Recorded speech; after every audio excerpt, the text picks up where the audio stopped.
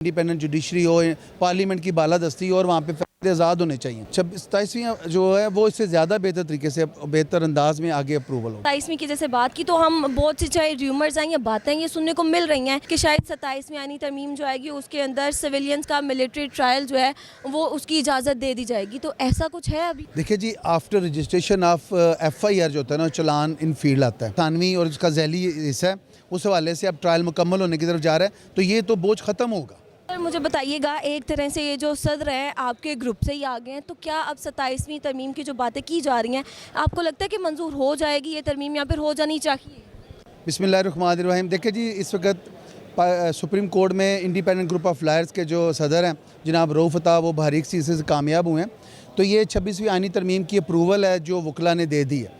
और इसमें आज़म जी ताड़ साहब, जनाब एहसन बून साहब और हमारे सारी जो इंडिपेंडेंट टीम है उसके कायदीन हैं, उनको सलाम है। और मैं समझता हूँ कि मियां नवाशी साहब के VN को सलाम है, जिन्होंने पाकिस्तान मुस्लिम लीग नून के हवाले से ये एक बात की थी कि इंडिपेंडेंट जुडिशरी हो, पार्लियामेंट की बालादस्ती हो और वहाँ पर फैसले आज़ाद होने चाहिए।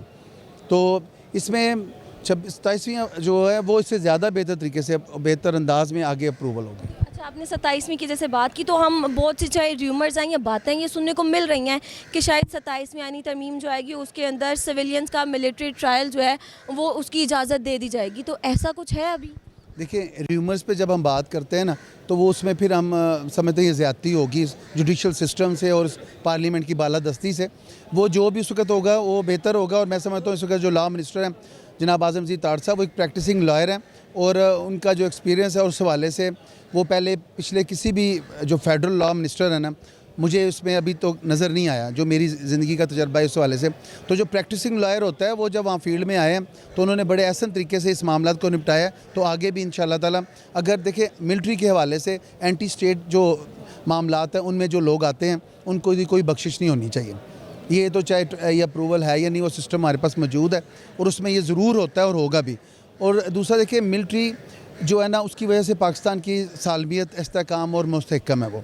अगर हम इसको कहें कि ये सिस्टम आज़ाद हो जाएँ सारे, तो यहाँ से भी लोग अफ़गानिस्तान की तरफ भत्ता लेने आ जाएँ। अगर ये मिलिट्री के बार्डर्स पे हमारी मजबूती ना हो और हमारी मिलिट्री जो जाग रही है तो हम सो रहे हैं। अच्छा सर, ये तो बातें हो गई। लास्ट में सिर्फ मुझे ये बताइएगा कि हम आज देख रहे थे कि सिर्फ लाहौर में ये जो मुकदमात के चालान हैं वो तकरीबन कोई 250 के करीब जमा हो गए हैं, तो इस आपको नहीं लगता कि इससे जजेस के ऊपर बर्डन आएगा?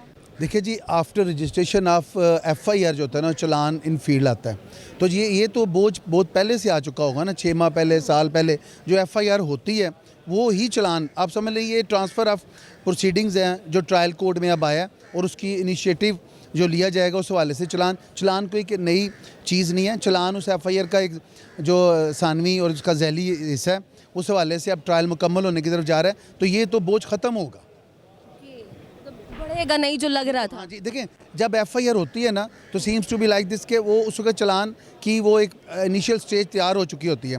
तो आज ये जो सब कुछ बन के है, तो उसका तो मतलब है प्रोसिक्यूटर जनरल पंजाब जो फराद अली शाह साहब है, उन्हें सल्यूट है कि उन्होंने प्रोसिक्यूशन के हवाले से इतना काम कर दिया है कि चलान मुकम्मल भी हो चुके हैं। ये तो चलान नामुकम्मल, चलान ना पेश होना और चलान का सत्यानाश मारा जा रहा था।